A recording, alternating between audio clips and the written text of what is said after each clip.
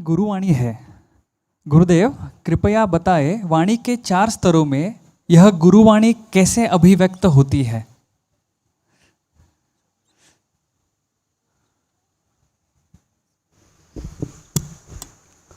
चारों स्तर पे हो वही तो गुरुवाणी है।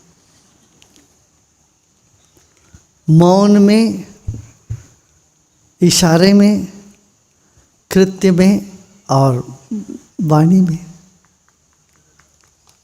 हाँ, अगला प्रश्न। कल गुरुकुल में प्रदोष पूजा देखने का अवसर मिला। प्रदोष काल के महत्व के बारे में कृपया बताएं गुरुदेव।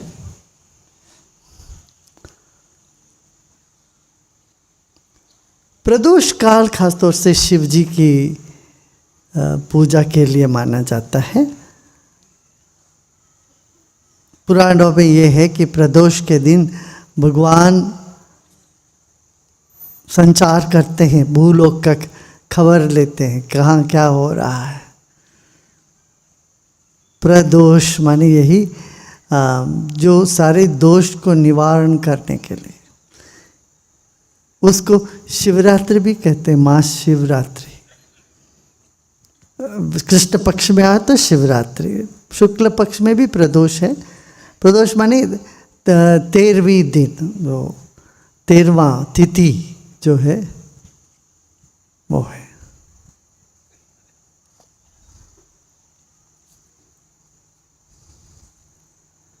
गुरुदेव, ऐसे लोगों के साथ कैसे काम करें जिन्होंने प्रण लिया हो कि अपने दिमाग को बिना इस्तेमाल किए भगवान को वापस लौटाना है?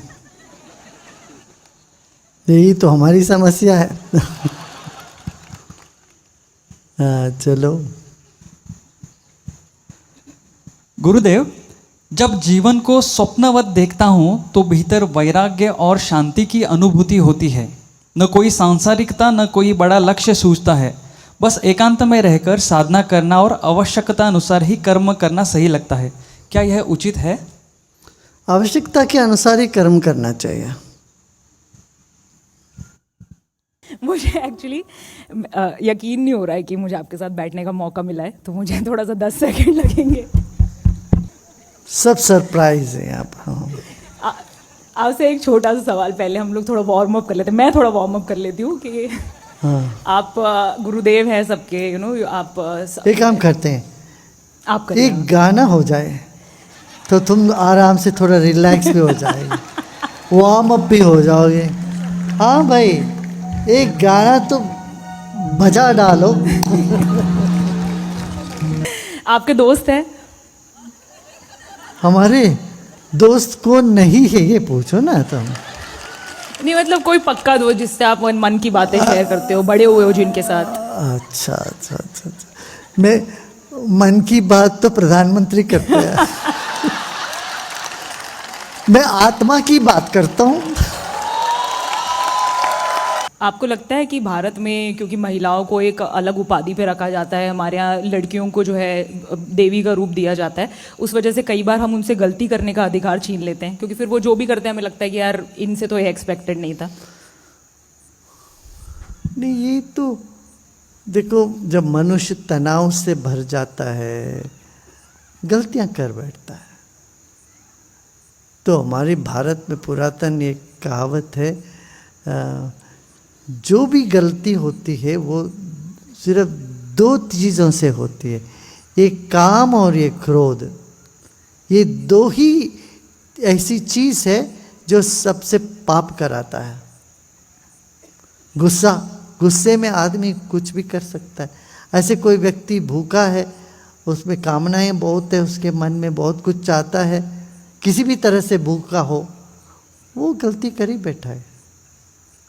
तो जो काम करता है उससे गलतियां तो होती ही है। अगर आज मैं 10 चीज़ें ट्राई कर रही हूँ काम में, तो कुछ ना कुछ तो गलत होगी। तो हम उस चीज़ के लिए अपने आप को माफ़ करके उससे आगे कैसे बढ़ सकते हैं? ध्यान करने से हो जाता है। ध्यान करने से क्या, मन, चित्त ये सब साफ हो जाता है ना। गलती से सीख के आगे बढ़ जाओ, उसमें बैठ के नोचते नहीं रहना है आजकल पर बहुत गलतियों का ऐसे रिकॉर्ड भी हो जाता है ना सोशल मीडिया पे हमारी गलतियों का अब रिकॉर्ड है। जैसे मैं जब बड़ी हो रही थी तब सोशल मीडिया इंटरनेट नहीं था, तो मैंने तो टीनेज की सारी गलतियां ऑफ द कैमरा ही करी है मैं लकी रही हूँ। पर अब सबकी गलतियों का रिकॉर्ड है तो बहुत सारा जजमेंट है। हम अपने आप को भी बहुत ज़्यादा उस गलती के लिए जिम्मेदार मानते हैं जो शायद हो जानी चाहिए। तो जो self judgement of the self है, जो जजमेंट ऑफ अदर्स की वजह से आता है, उससे इंसान कैसे उभर सकता है? इसीलिए अपने को एक अध्यात्म पथ को अपनाना है सबसे पहली बात। और दूसरा, दिल में रखना नहीं चाहिए, कोई मित्र के पास ये सब शेयर कर लेना चाहिए। और ऐसा मित्र के पास करना चाहिए जो वाइज हो, जो थोड़ा बुद्धिमान हो, थोड़ा ज्ञानी हो, थोड़ा ठहरा हुआ व्यक्ति हो, कि हर एक के साथ हर एक बात तो नहीं कर सकते ना। तो इस तरह से व्यक्ति को विवेक संभालना पड़ेगा और वो हो जाता है। और इसलिए मैं कहता हूँ कि हमारे शिक्षा पद्धति में ये थोड़ा सा लाना चाहिए जिसमें इमोशनल स्टेबिलिटी आए लोगों को। हमारे यहाँ इमोशनल स्टेबिलिटी की बहुत कमी होने लगी है, स्पेशली जेन ज़ी में। इससे पहले इतना नहीं था। पीपल वर resilient, जिसको कहते हैं resilience and stability was there in people। अभी वो थोड़ा सा कम होने लगा। आप करते हो किसी से फिर मन की बात अपनी?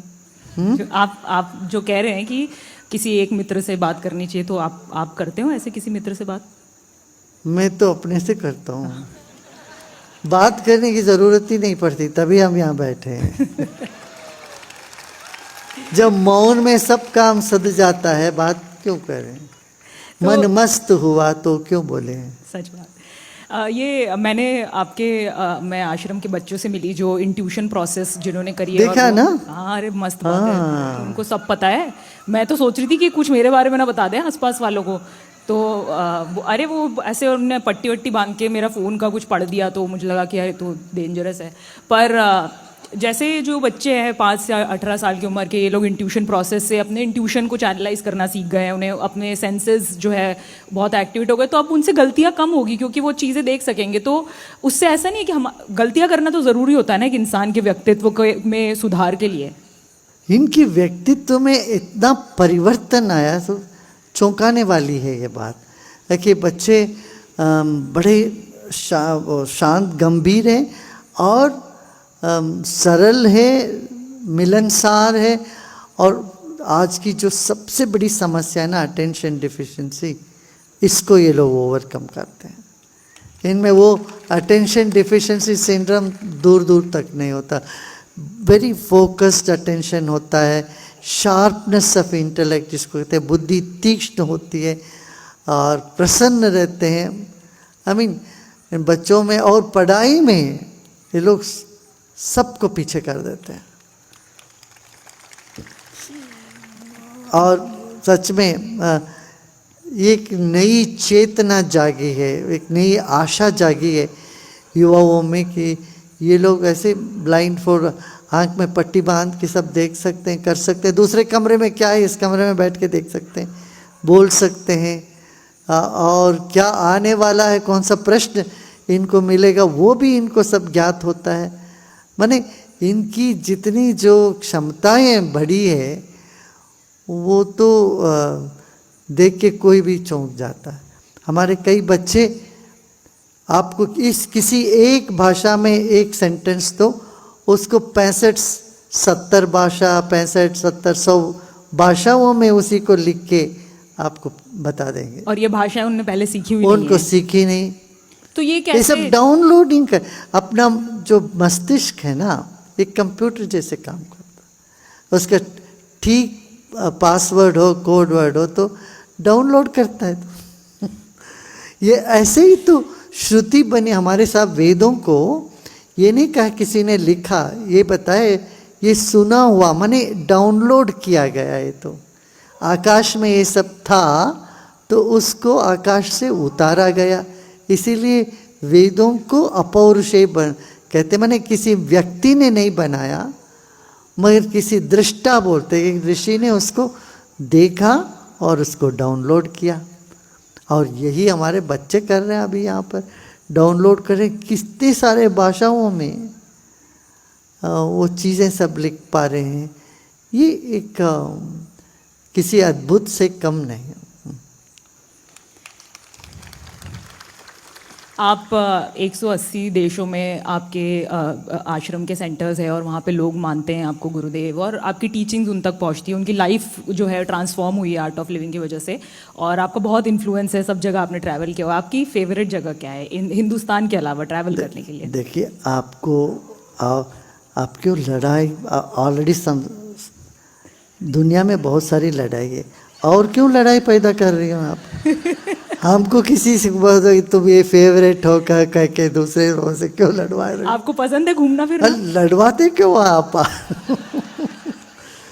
जहाँ जब मैं हूँ वहाँ वही फेवरेट है मेरा, इतना ही मानो। ये सब डिप्लोमेसी आपने घूम फिर के ही सीखी है, किसी सब जगह? अरे देखो, आपकी गाड़ी में साइड मिरर होता है ना, वो जो भी उस वक्त वहाँ होता है उसको परफेक्टली रिफ्लेक्ट करता है कि नहीं, और गाड़ी आगे बढ़ जाता है तो दूसरा ही रिफ्लेक्ट होता है ना। ऐसे ही गुरु का मन शीशा जैसे होता है, एक दर्पण जैसे, जो सामने वो रिफ्लेक्ट करता है, कोई इम्प्रेशन नहीं बैठा रहता है उधर। आपने इतना आपका वर्चस्व है पूरे विश्व भर में, काफ़ी सारे लोग आपको फॉलो करते हैं, आपने कभी राजनीति में जाके राजनेता बनने का नहीं सोचा? देखिए, हम इतने पद पे हैं, हमको क्यों नीचे क्यों लेके आ रहे हैं आप? हमें डाउनग्रेड क्यों कर रहे हैं? देखिए, हम जहाँ हैं हम सबके हैं, पूरे दुनिया हमारे अपने, हम दुनिया के हैं। राजनेता तो किसी एक पक्ष के होते हैं, किसी एक प्रांत के होते हैं, किसी एक देश के होते हैं। ये तो बहुत कम एक छोटा रोल कर रहे हैं आप हमारी।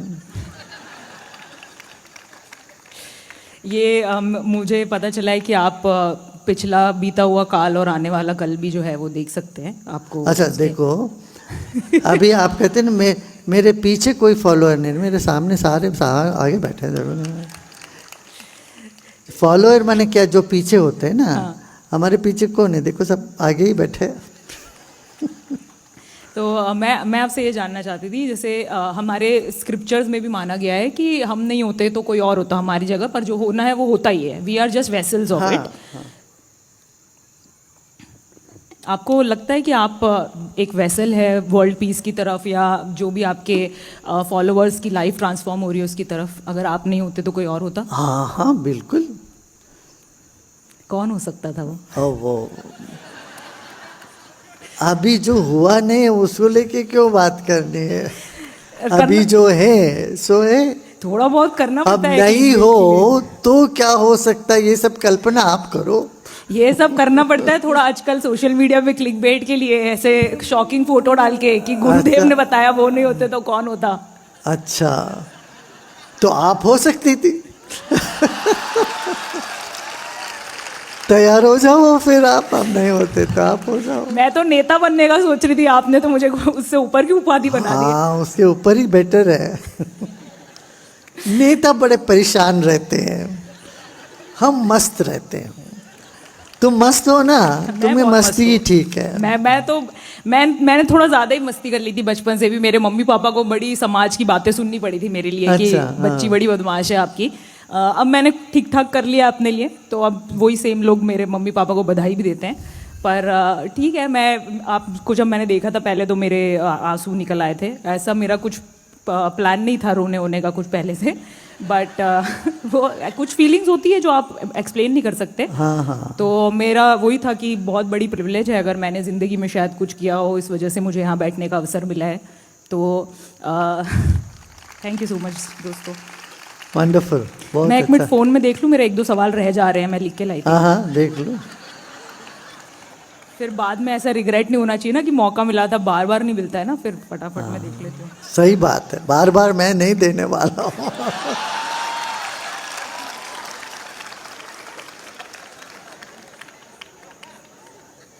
हो गए हैं वैसे तो, फिर हो भी गया एक दो ना, पूछ देखो लेते हैं।